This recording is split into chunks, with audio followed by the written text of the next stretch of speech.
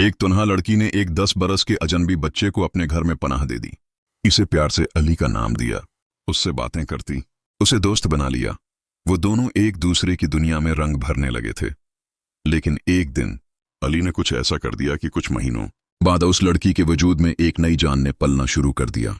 गांव वालों की जबानों पर तेज बातें थीं, कहकाए, ताने, मगर लड़की के पास कोई जवाब न था, क्योंकि उसने तो कभी किसी इंसान को छुआ तक न था। क्या वाकई वो बच्चा इसी लड़के का था? इस राज से पर्दा उठाने के लिए पूरी कहानी सुननी पड़ेगी। ये कहानी है चंद्रपुर के एक सुनसान मगर प्रासरार गांव की, जहां हर साया कोई न कोई राज अपने दामन में छिपाए होता। यहां न शहरों जैसी चमक दमक थी, न जिंदगी की दौड़ भाग।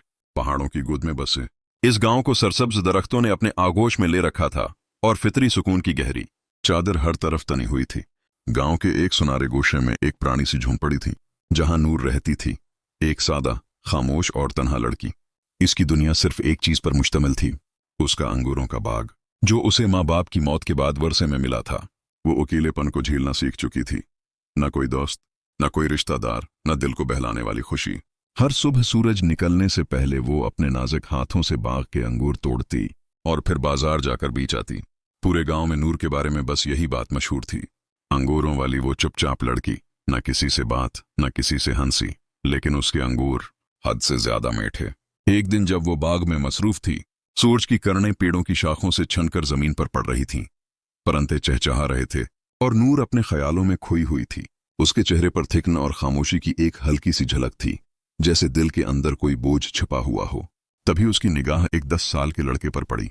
वो आम बच्चों की तरह न था, न शरारती, न शौर मचाने वाला, बस खामोशी से बैठा उसे तक रहा था। उसकी आंखों में एक अलग ही मासूमियत चमक रही थी।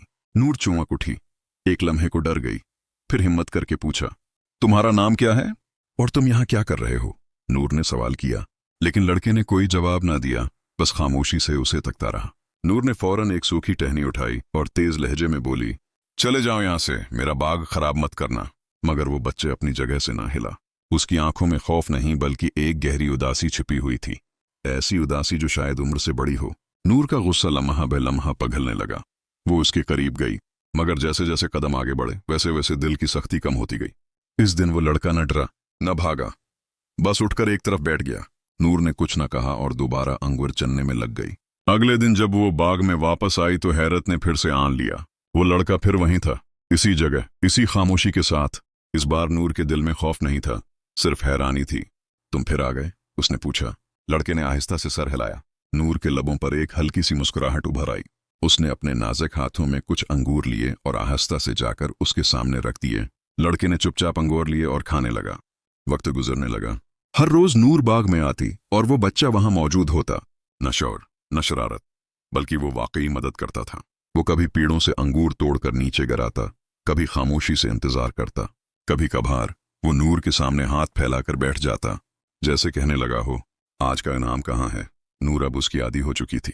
वो इससे बातें करती जैसे वो सब कुछ समझता हो। कभी कहती, काश मेरी माँ होती। फिर मुस्कुराकर कहती, तुम भी तो बिल्कुल वैसे ही खामोश और नर्म हो।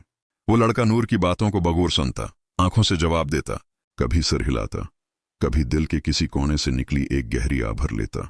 नूर को उसकी मौजूदगी में एक अजीब सा सुकून महसूस होने लगा था। कुछ हफ्ते यूं ही बीत गए। एक दिन बादल गरजे और बारिश बरसने लगी। नूर जल्दी से दौड़ती हुई अपनी झोंपड़ी की तरफ जाने लगी, लेकिन अचानक कुछ एहसास हुआ। पीछे मुड़कर देखा, वो लड़का अभी तक बाग में खड़ा बारिश में भीग रहा था। इसी पल नूर का दिल जैसे छन से टूट गया। वो फौरन पलटी, उसके पास पहुंची और बेचैन होकर बोली, मेरे साथ क्यों नहीं चले? लड़के ने गीली आंखों से उसकी तरफ देखा। ऐसा लगा जैसे उसकी आंखों में कई उनकहे राज छिपे हों। नूर ने उसका हाथ थामा और नरमी से कहा, चलो मेरे साथ, अब तुम तन्हा नहीं रहोगे। लड़का कुछ ना बोला, बस उसके साथ चल पड़ा। अब नूर की झोंपड़ी वैसी तुनहा ना रही थी जैसी पहले हुआ करती थी। वो लड़का अब उसके साथ रहता, कभी कोने में बैठकर उसकी कहानियां सुनता, कभी उसके सादे दिनों को भरता। नूर ने उसे एक नया नाम दे दिया था, अली। वो उसे आवाज देती, अली आ जाओ, खाने के लिए सब कुछ तैयार है। या अली चलो बाजार, आज अंगूर बेचने का दिन है। गांव वाले हैरत से देखते, कुछ हंसते, कुछ सरगोशी करते। ये लड़की तो पागल हो गई है, किसी अनजान बच्चे को अपने घर ले आई है। लेकिन उन बातों का नूर पर अब कोई असर न होता था। वो अपनी छोटी सी दुनिया में खुश थी, जहां अली था, अंगूरों का बाग था और दिल को छू लेने वाला सुकून था। एक रात जब नूर अपने बस्तर पर लेटी हुई थी, बाहर ठंडी हवाएं चल रही थीं और अंदर एक मिट्टी का दिया धीरे धीरे जल रहा था। अली एक कोने में चुपचाप बैठा नूर को तकता रहा। इसकी आंखें नमी से भरी हुई थीं, जैसे उसके अंदर कोई ऐसा भेद छिपा हो जो अभी वक्त के लिए महफूज रखा गया हो। अली ने आहिस्तगी से सर हिलाया।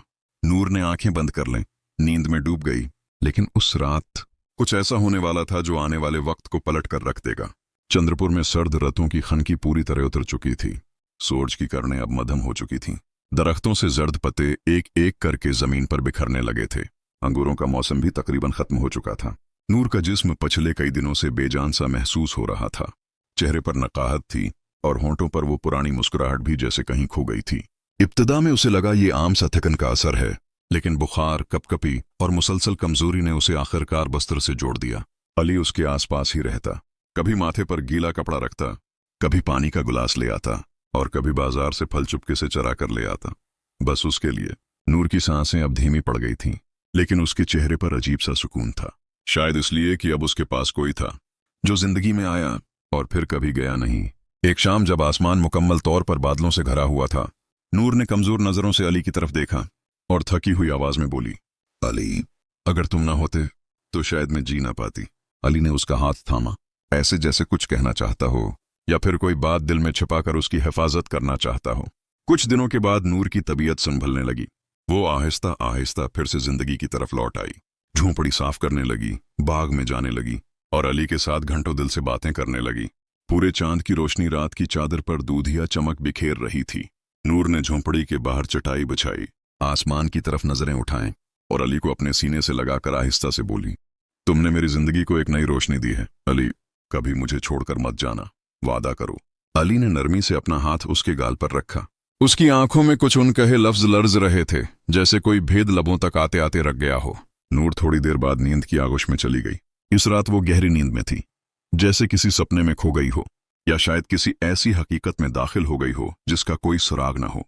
रात के आखिरी पहर में चारों तरफ गहरी खामोशी फैल गई थी। हवा थम चुकी थी और कमरे में जलता मिट्टी का दिया बस एक मध्यम सी लू में झूम रहा था। नूर बेखबर थी। तभी अली उसके करीब आया, लेकिन इस बार उसकी आंखों की चमक कुछ और थी।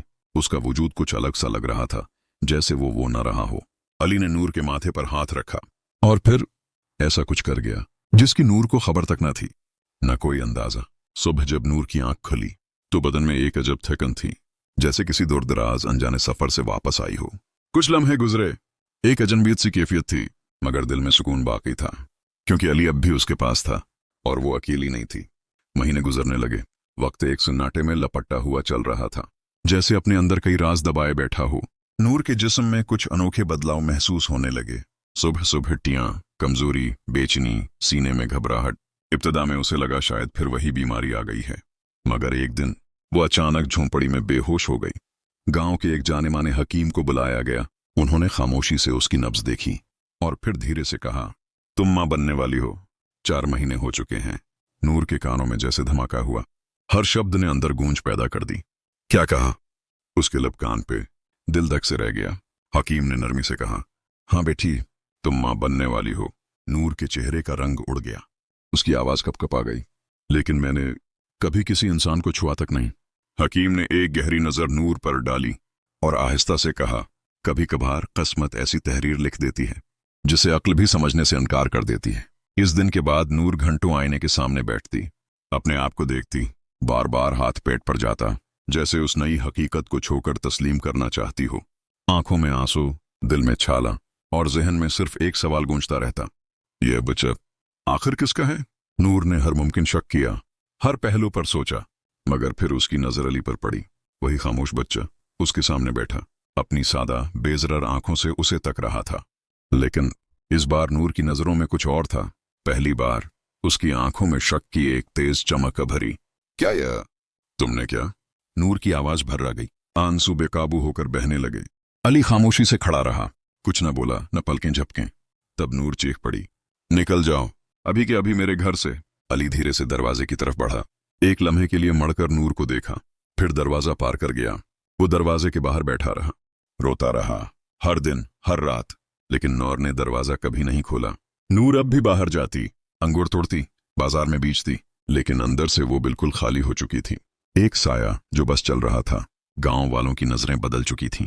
कोई तंज से देखता, कोई ज़ेरे-लब हंसता और कोई बस खामोशी से तमाशा देखता। अली अब बाग में नहीं जाता था, वो सिर्फ एक ही जगह रहता, नूर के दरवाजे की दहलीज के साये में, चुपचाप, जैसे किसी सजा के इंतजार में बैठा हो। एक दिन नूर ने खुद को रोकते रोकते दरवाजे के पास ले आई। दरवाजे के उस पार बैठी खामोशी को मुखातब करके उसने सवाल किया, क्या तुमने वाकई मेरे साथ वो किया जो नहीं होना चाहिए था? अली ने कोई जवाब नहीं दिया, बस आंखें बंद की, सिर झुका लिया। वही खामोश इकरार जो नूर के दिल को चीर गया। बस यही लम्हा काफी था नूर के लिए। वो तड़प कर चिल्लाई, निकल जाओ, तुमने मेरी जिंदगी बर्बाद कर दी। अली आहिस्ता से पीछे हट गया, लेकिन फिर भी आंगन में बैठा रहा, शायद किसी माफी की आस में। नूर का जब्त टूट गया। उसने घड़े का पानी लेकर अली पर फेंका, फिर लकड़ी से पेटना शुरू किया, जब तक वो थक न गई, और आखिरकार उसे घर से बाहर धकेल दिया। लेकिन अगली सुबह अली फिर वापस आ गया, इसी जगह, इसी अंदाज में, चुपचाप दरवाजे के सामने बैठ गया। हर दिन वो आता, नूर चीखती, गुस्से से दरवाजे पर आती, लेकिन दरवाजा कभी नहीं खोलती। ये बात अब गांव की पंचायत तक जा पहुंची। मौलवी, नंबरदार और गांव के बूढ़े इकट्ठे हुए। उन्होंने गुस्से से कहा, ये लड़की हमारे गांव की इज्जत को दागदार कर रही है, बिना निकाह मां बनने चली है। अगर बाप का नाम नहीं बताओगी तो गांव छोड़ना पड़ेगा। नूर को बुलवाया गया, उससे बार बार पूछा गया, बच्चे का बाप कौन है? नूर खामोश रही, न जबान खोली, न नजर उठाई। कुछ औरतें उससे मिलने आए, कोई हमदर्दी के बहाने, कोई महज तजस्सुस लेकर। एक ने कहा, अगर किसी का नाम ले लेती तो बच्चा तो कम से कम जायज हो जाता। नूर की आंखों में आंसू आ गए। उसने लर्जती आवाज में कहा, मैं झूठ नहीं बोल सकती, मैं सिर्फ इतना जानती हूं कि जो कुछ हुआ वो मेरी अक्ल, मेरी समझ से बलात्र है। खामोशी से अपनी सजा झील रहा था। वो न कुछ खाता न पीता, बस झोंपड़ी के सामने बैठा रहता। उसके बाल झड़ने लगे थे, आंखें अंदर को धंसी हुई, चेहरा पहला पड़ चुका था। वो रोज नूर को देखता, एक ही नजर, एक ही सवाल लिए, क्या तुम मुझे माफ कर दोगी? नूर की आंखों में भी दर्द था, लेकिन वो खुद से एक सवाल बार बार पूछती, क्या मैं वाकई एक बच्चे से मोहब्बत कर बैठी हूं, या ये सब महज एक फरेब था? वक्त गुजर रहा था और उसके अंदर की उम्मीदें आहिस्ता आहिस्ता दम तोड़ती जा रही थीं। अक्सर वो बैठे बैठे सोचती, काश मेरे माँ बाप जिंदा होते, मैं ये बोझ, ये तकलीफ किसी से तो बांट पाती। काश ये सब सिर्फ एक ख्वाब होता। आंख खुलती और सब कुछ वैसा ही होता जैसा पहले था। लेकिन सच्चाई ये थी, उसके बदन में एक नई जिंदगी परवान चढ़ रही थी, जबकि बाहर की दुनिया उसे गुनाह की नजर से देख रही थी। उसे जलती, टूटती, बिखरती औरत कहा जा रहा था। नूर अब एक ऐसी दुनिया में दाखिल हो चुकी थी जहां हर तरफ बस सवाल थे, मगर किसी सवाल का कोई जवाब न था। जहां दिल में सिर्फ जख्म थे, लेकिन मरहम कहीं न था। जहां परछाइयां थीं, मगर रोशनी कहीं नहीं। अली रोज आता, खामोश, टूटा हुआ, वही दरवाजे पर बैठा रहता। लेकिन नूर का दिल अब दरवाजे की तरह बंद हो चुका था। एक शाम नूर झोंपड़ी में बैठी थी, हाथ पेट पर रखा था, आंखों में वही सवाल जो हर रोज उभर आता था और हर रोज लाजवाब रह जाता था। अचानक दरवाजे पर हल्की सी आवाज हुई। वो जानती थी ये अली ही होगा। वो रोज की तरह उसे नजरअंदाज करने लगी, लेकिन दिल के किसी कोने में एक अनदेखा सा खौफ चुपके से जाग उठा। क्या वो वाकई सिर्फ एक बच्चा है? इसी रात गांव में एक अजनबी मौलवी वारिद हुए, एक उम्र रसीदा, परसुकून और खामोश तबा इंसान, जिनके चेहरे पर इल्म की गहराई और वक्त की थिकन लिखी हुई थी। उन्होंने नूर की झोंपड़ी के सामने खड़े होकर नरमी से आवाज दी, बेटी, मुझे तुमसे कुछ कहना है। मौलवी ने नूर के दरवाजे पर खड़े होकर कहा, मैं तुम्हें एक ऐसी बात बताने आया हूं जो तुम्हारी किस्मत बदल सकती है। नूर हैरान हो गई, पेशानी पर बल पड़े, आंखें सवाल से भर गईं। क्या बात है मौलवी साहब? वो धीरे से बोली। मौलवी ने गहरी सांस ली और कहना शुरू किया, बेटी, जिस लड़के को तुमने अपने घर में रखा, जिसे तुमने अली का नाम दिया, वो कोई आम लड़का नहीं था, वो एक शापित जिन था। नूर की आंखें एकदम खुल गईं, दिल धक से रह गया। क्या कह रहे हैं आप? वो तो बस एक मासूम बच्चा था। मौलवी ने निगाहें नीची करके जवाब दिया, नहीं बेटी, वो जिन का रूप था। सालों पहले एक नौजवान ने एक बलि को मार दिया था। उसे लगा ये बस एक जानवर है, मगर वो बलि एक जिन की औलाद थी। नूर दम साधे सुन रही थी। इस जिन ने बदला लिया और इस लड़के को शापित करके ऐसा अदृश्य जिन बना दिया जिसे कोई इंसान देख नहीं सकता था, न ही उससे बात कर सकता था। मौलवी की आवाज में खामोशी का बोझ था। ये मांगी थी और बलि को मिट्टी देकर इज्जत दी थी। उसे एक अच्छे अमल की बदौलत जिन ने उसे एक मौका दिया कि अगर कभी किसी औरत का दिल सच्चे जज्बे से उससे जड़ जाए तो वो शाप टूट जाएगी और वो दोबारा इंसान बन जाएगा। नूर के दिल में जैसे तूफान सा उठा। तो इस रात जो हुआ, मौलवी ने सिर झुकाया। हाँ बेटी, वही शाप तोड़ने का लम्हा था। वो ना अपराधी था, न जालिम। वो मजबूर था, और शायद उसके दिल में तुम्हारे लिए मोहब्बत भी जन्म ले चुकी थी।